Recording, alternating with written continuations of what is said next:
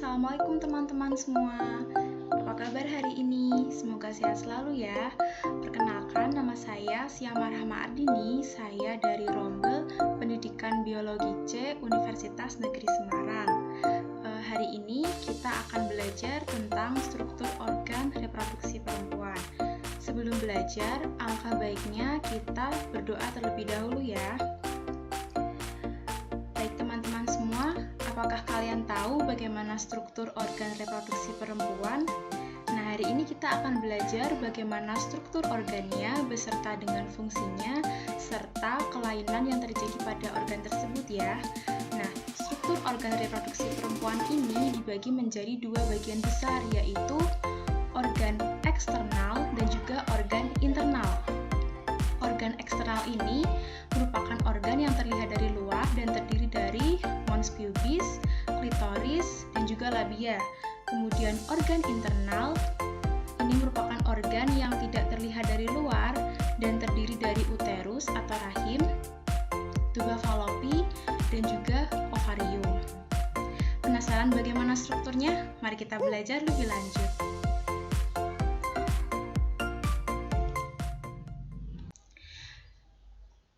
Kemudian kita bahas organ luar. Di sini ada organ eksternal atau yang disebut juga dengan mons pubis. Mons pubis ini tersusun atas jaringan lemak di bawah kulit atau disebut juga dengan mons veneris. Ada labia. Labia terbagi menjadi dua, yaitu labia mayor dan juga labia minor. Dan klitoris yang jaringannya terbuat dari jaringan erektik yang mirip dengan penis, terdiri dari dua corpora cavernosa. Ini ya teman-teman semua, bisa kita lihat di sini ada labia minor atau labia yang kedua, labia dalam, dan di sini ada labia mayor atau labia yang di luar. Ini adalah bukaan uretra. Dan yang di sini adalah bukaan vagina. Dan ini merupakan organ erektil yang disebut dengan klitoris. Nah, keseluruhan ini bisa disebut juga dengan sebutan de genitalis. Kemudian di bagian organ dalam kita mau overview dulu ya gambaran singkatnya.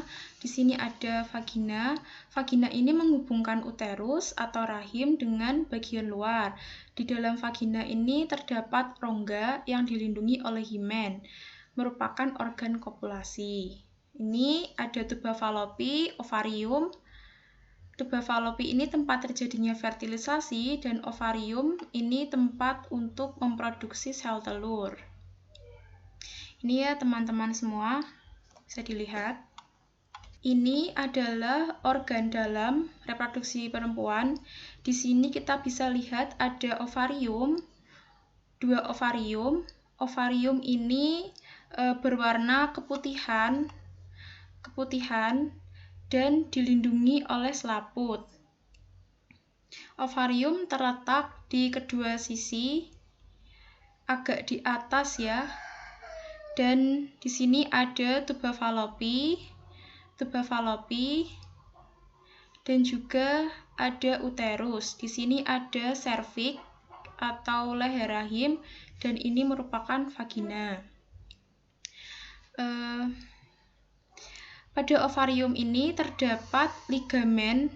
Nah, ini namanya ligamen luas atau broad ligament yang akan menyongkong si ovarium ini. Selain ada ligamen luas, juga ada ligamen ovarium dan juga ini ya suspensory ligamen atau ligamen suspensor.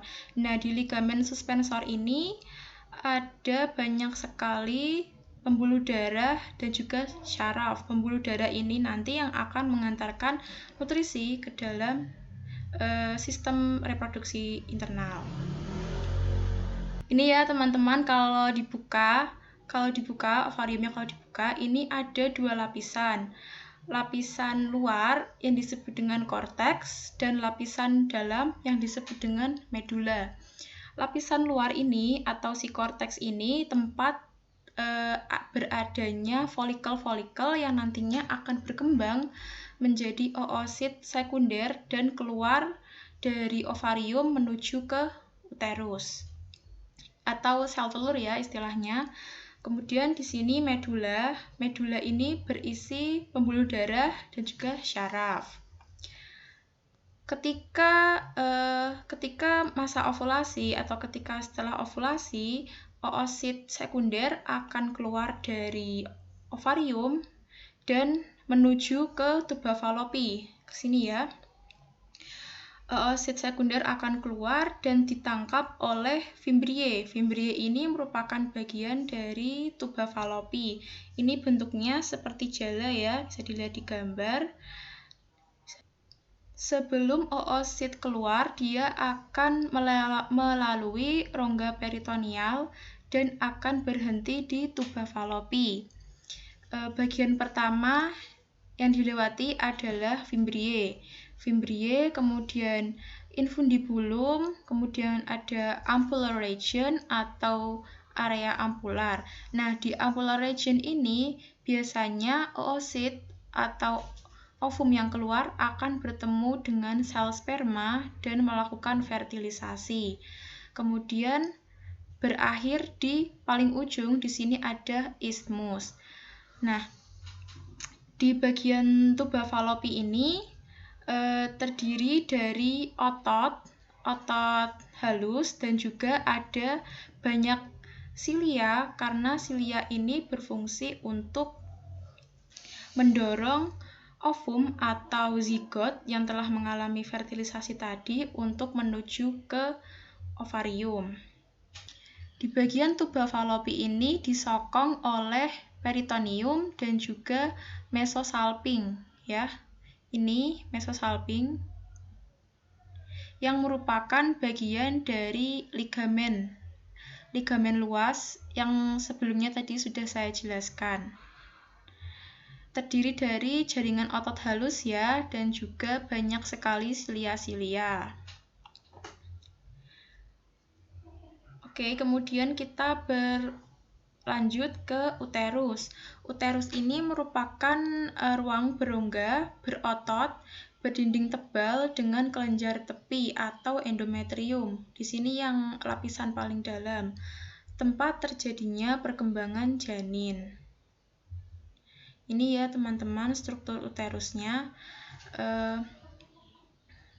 Bagian atas uterus ini disebut dengan fundus yang melengkung ke atas ya. Ini fundus. Kemudian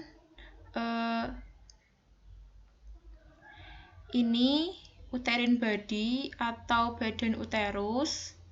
Kemudian ini isthmus. Isthmus ini yang paling dekat dengan tuba Fallopi ya tadi, paling dekat dengan tuba Fallopi dan yang dekat dengan endometrium juga. Isthmus ini akan menjorok ke dalam dan berakhir pada vagina ya, ini ke sini. Ini juga ke sini. Pada serviks atau ujung dari atau leher rahim ini mempunyai bukaan superior dan bukaan inferior di bagian bawah. Di bagian serviks ini juga terdapat penutup sejenis mukus, dan penutup ini akan membuka ketika menstruasi dan sesaat sebelum fertilisasi. Gunanya mukus ini untuk apa? Untuk mencegah tereksposnya uterus dengan area luar di dekat vagina. Uterus menempel pada sakrum dengan bantuan ligamen uterosakral. Ini ya, yang disokong dengan mesometrium, ligamen kardinal, dan juga bersamaan dengan ligamen bundar. Ini ya, ini sakrum disokong oleh ligamen uterosakral. Ini ya, ligamen uterosakral. Lanjut ya teman-teman. Ini adalah bagian dari uterus yang terdiri dari 3 lapisan. Lapisan paling luar ini disebut dengan perimetrium. yang berbentuk rongga, ini perimetrium. Kemudian lapisan kedua merupakan myometrium yang terdiri dari otot halus, dan lapisan myometrium ini akan berkontraksi saat terjadi persalinan. Dan lapisan yang terakhir atau yang paling dalam ini merupakan endometrium. Endometrium ini adalah lapisan yang ketebalannya berubah-ubah setiap bulannya sesuai dengan kondisi hormonal. Sewaktu menstruasi, dinding ini akan luruh. Tapi jika fertilisasi terjadi, dinding ini akan terus menebal untuk mempersiapkan kehamilan. Di sini ya, endometrium akan menebal saat fase folikular menstruasi, dan pada saat fase luteal pada menstruasi, di bagian endometrium ini juga ada banyak sekali arteri yang sudah saya sebutkan tadi. Arteri ini berfungsi untuk memberikan nutrisi apabila terjadi fertilisasi. Namun jika tidak terjadi fertilisasi, maka arteri akan pecah dan menyebabkan pendarahan atau menstruasi. Ini merupakan bagian dalam dari vagina. Ini kan serviks atau leher rahim, dan ini ovarium, ini uterus. Di bagian vagina ini terdapat lapisan dalam atau squamosa atau lapisan pipih ya. Kemudian jaringan ikat dan juga lapisan otot. Di sini juga terdapat himen atau di sini juga terdapat himen. Himen ini berfungsi untuk melindungi daerah vagina. Nah, himen ini bisa robek atau rusak sewaktu-waktu karena adanya kecelakaan atau olahraga atau berhubungan seksual. Baik, kita akan membahas kelainan juga ya, berapa saja. Pertama, di sini ada endometriosis. Jadi, endometriosis ini merupakan pertumbuhan secara tidak normal dari jaringan yang mirip dengan endometrium. Ini ya, bagian bisa di tuba falopi, bisa di ovarium, bisa di fundus, bisa di uterus juga, ini di mana-mana. Nah, karena dia mirip dengan jaringan di bagian endometrium, maka jaringan yang tumbuh liar ini akan menebal dan juga luruh, mirip seperti endometrium saat fase menstruasi. Namun perbedaannya, ketika meluruh, tidak akan keluar, namun akan mengendap atau terjebak di rongga pelvis. Nah, ini yang akan menyebabkan rasa sakit yang luar biasa pada saat menstruasi. Kemudian ada mioma uteri atau fibroid.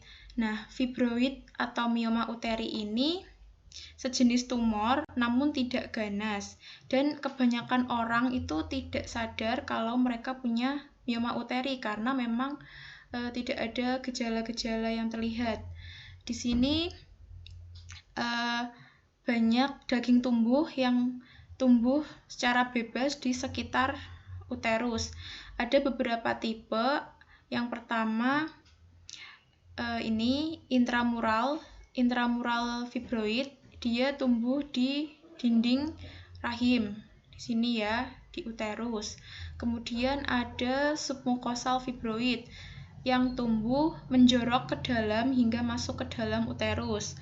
Ada juga suberosal fibroid yang tumbuhnya keluar dari uterus. Nah, mioma uteri atau fibroid ini bisa disebabkan oleh banyak hal, terutama oleh hormon atau matriks ekstraseluler, atau bisa juga karena genetik. Baik teman-teman, sampai di sini materinya. Sebelum saya tutup, saya akan memberikan kesimpulan. Tadi kita kan belajar tentang struktur organ reproduksi perempuan. Ada dua organ, yaitu organ eksternal dan juga organ internal. Organ eksternal mencakup mons pubis, kemudian ada klitoris dan labia mayor serta labia minor. Dan organ eksternal mencakup uterus, tuba falopi, dan juga ada ovarium.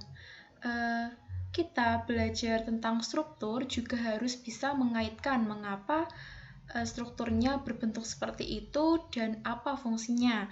Contohnya pada uterus. Uterus berstruktur rongga dan juga memiliki dinding dengan 3 lapisan yang kuat dan juga berotot. Kenapa dia mempunyai dinding yang tebal? Karena nantinya uterus berfungsi untuk tempat berkembangnya janin yang pastinya dindingnya harus tebal untuk melindungi si janin tersebut. Kemudian pada tuba falopi, fimbriae. Mengapa fimbriae bentuknya seperti jari atau menjala seperti ini? Karena fimbriae ini bertugas untuk menangkap ovum yang keluar dari ovarium agar tidak jatuh atau agar tidak keluar. Nah, seperti itu. Baik, sekian dari saya. Terima kasih atas perhatiannya.